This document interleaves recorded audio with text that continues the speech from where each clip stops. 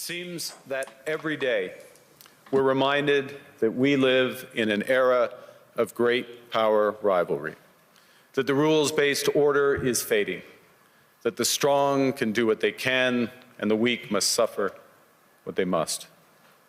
And this aphorism of Thucydides is presented as inevitable, as the natural logic of international relations reasserting itself. And faced with this logic, there is a strong tendency for countries to go along to get along, to accommodate, to avoid trouble, to hope that compliance will buy safety. Well, it won't. So what are our options? In 1978, the Czech dissident Václav Havel, later president, wrote an essay called The Power of the Powerless. And in it, he asked a simple question: how did the communist system sustain itself? And his answer began with a greengrocer. Every morning, this shopkeeper places a sign in his window: "Workers of the world unite." He doesn't believe it. No one does. But he places the sign anyway to avoid trouble, to signal compliance, to get along. And because every shopkeeper on every street does the same, the system persists. Not through violence alone, but through the participation of ordinary people in rituals they privately know to be false. Havel called this living within a lie. The system's power comes not from its truth, but from everyone's willingness to perform as if it were true. And its fragility comes from the same source. When even one person stops performing, when the greengrocer removes his sign, the illusion begins to crack.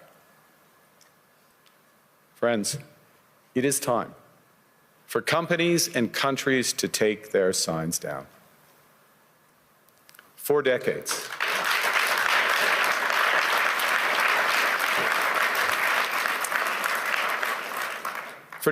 countries like Canada prospered under what we called the rules-based international order. We joined its institutions, we praised its principles, we benefited from its predictability. And because of that, we could pursue values-based foreign policies under its protection. We knew the story of the international rules-based order was partially false, that the strongest would exempt themselves when convenient, that trade rules were enforced asymmetrically. And we knew that international law applied with varying rigor depending on the identity of the accused or the victim. This fiction was useful, and American hegemony in particular helped provide public goods, open sea lanes, a stable financial system, collective security, and support for frameworks for resolving disputes. So we placed the sign in the window. We participated in the rituals, and we largely avoided calling out the gaps between rhetoric and reality. This bargain no longer works. Let me be direct. We are in the midst of a rupture, not a transition. Over the past 2 decades, a series of crises in finance, health, energy, and geopolitics have laid bare the risks of extreme global integration. But more recently, great powers have begun using economic integration as weapons. Tariffs as leverage, financial infrastructure as coercion, supply chains as vulnerabilities to be exploited.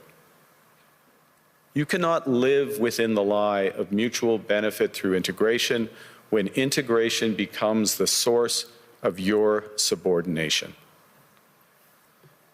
The multilateral institutions on which the middle powers have relied, the WTO, the UN, the COP, the architecture, the very architecture of collective problem solving are under threat.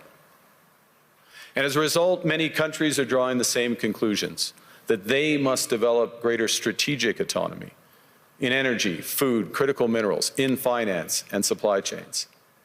And this impulse is understandable.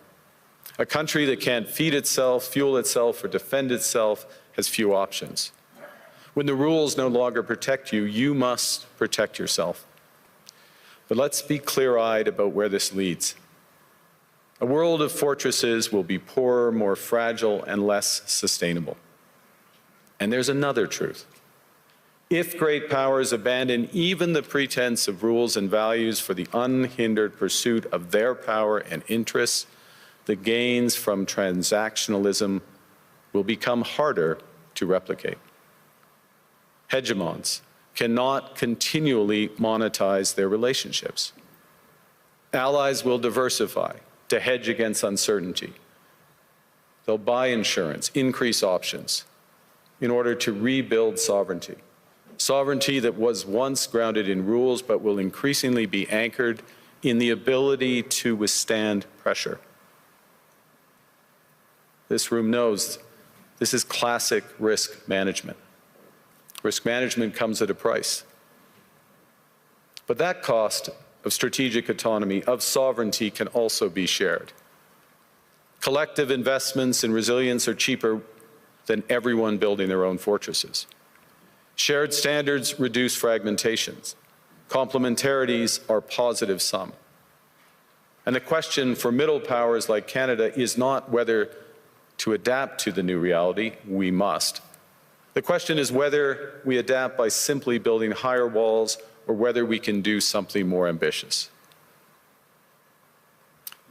Now, Canada was amongst the first to hear the wake-up call, leading us to fundamentally shift our strategic posture. Canadians know that our old, comfortable assumptions that our geography and alliance memberships automatically conferred prosperity and security, that assumption is no longer valid. And our new approach rests on what Alexander Stubb, the President of Finland, has termed value-based realism. Or to put another way, we aim to be both principled and pragmatic. Principled in our commitment to fundamental values, sovereignty, territorial integrity, the prohibition of the use of force except when consistent with the UN Charter, and respect for human rights.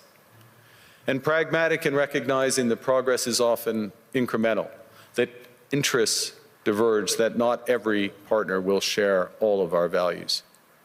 So we're engaging broadly, strategically, with open eyes. We actively take on the world as it is, not wait around for a world we wish to be. We are calibrating our relationships so their depth reflects our values.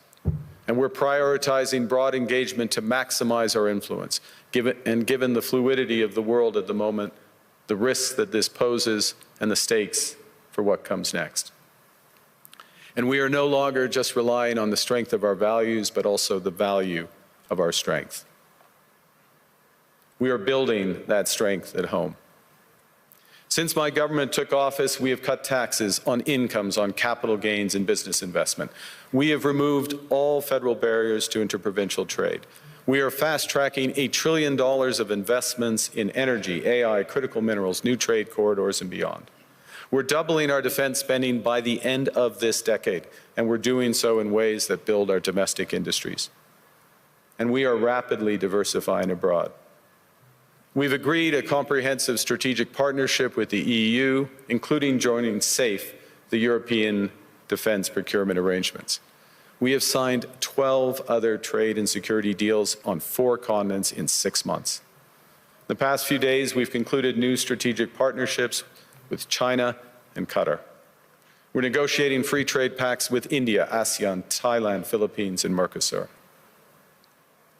We're doing something else. To help solve global problems, we're pursuing variable geometry.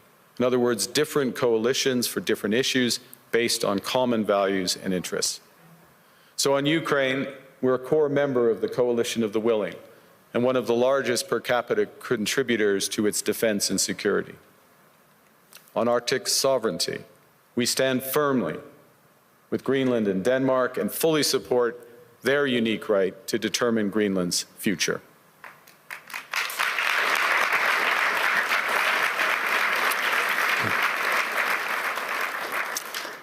Our commitment to NATO's Article 5 is unwavering. So we're working with our NATO allies, including the Nordic-Baltic Gate, to further secure the alliance's northern and western flanks, including through Canada's unprecedented investments in over-the-horizon radar, in submarines, in aircraft, and boots on the ground, boots on the ice. Canada strongly opposes tariffs over Greenland and calls for focused talks to achieve our shared objectives of security and prosperity in the Arctic. On plurilateral trade, we're championing efforts to build a bridge between the Trans-Pacific Partnership and the European Union, which would create a new trading bloc of 1.5 billion people. On critical minerals, we're forming buyers' clubs anchored in the G7 so that the world can diversify away from concentrated supply. And on AI, we're cooperating with like-minded democracies to ensure that we won't ultimately be forced to choose between hegemons and hyperscalers. This is not naive multilateralism, nor is it relying on their institutions. It's building coalitions that work, issues by issue, with partners who share enough common ground to act together. In some cases, this will be the vast majority of nations. What it's doing is creating a dense web of connections across trade, investment, culture, on which we can draw for future challenges and opportunities. Argue the middle powers must act together because if we're not at the table, we're on the menu. But I'd also say that great powers can afford for now to go it alone. They have the market size, the military capacity, and the leverage to dictate terms. Middle powers do not. But when we only negotiate bilaterally with a hegemon, we negotiate from weakness. We accept what's offered. We compete with each other to be the most accommodating. This is not sovereignty. It's the performance of sovereignty while accepting subordination. In a world of great power rivalry, the countries in between have a choice: compete with each other for favor or to combine to create a third path with impact. We shouldn't allow the rise of hard power to blind us to the fact that the power of legitimacy, integrity, and rules will remain strong if we choose to wield them together. Which brings me back to Havel. What does it mean for middle powers to live the truth? Well, first, it means naming reality. Stop invoking rules-based international order as though it still functions as advertised. Call it what it is: a system of intensifying great power rivalry where the most powerful pursue their interests using economic integration as coercion. It means acting consistently, applying the same standards to allies and rivals. When middle powers criticize economic intimidation from one direction but stay silent when it comes from another, we are keeping the sign in the window. It means building what we claim to believe in. Rather than waiting for the old order to be restored, it means creating institutions and agreements that function as described. And it means reducing the leverage that enables coercion. That's building a strong domestic economy. It should be every government's immediate priority. And diversification internationally is not just economic prudence, it's a material foundation for honest foreign policy, because countries earn the right to principled stands by reducing their vulnerability to retaliation. So Canada. Canada has what the world wants. We are an energy superpower. We hold vast reserves of critical minerals. We have the most educated population in the world. Our pension funds are amongst the world's largest and most sophisticated investors. In other words, we have capital, talent. We also have a government with immense fiscal capacity to act decisively. And we have the values to which many others aspire. Canada is a pluralistic society that works. Our public square is loud, diverse, and free.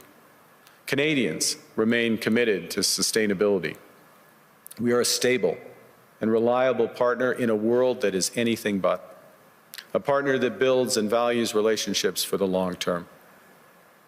And we have something else. We have a recognition of what's happening and a determination to act accordingly. We understand that this rupture calls for more than adaptation. It calls for honesty about the world as it is. We are taking the sign out of the window. We know the old order is not coming back. We shouldn't mourn it. Nostalgia is not a strategy, but we believe that from the fracture, we can build something bigger, better, stronger, more just. This is the task of the middle powers. The countries that have the most to lose from a world of fortresses and the most to gain from genuine cooperation. The powerful have their power, but we have something too. The capacity to stop pretending, to name reality, to build our strength at home, and to act together. That is Canada's path.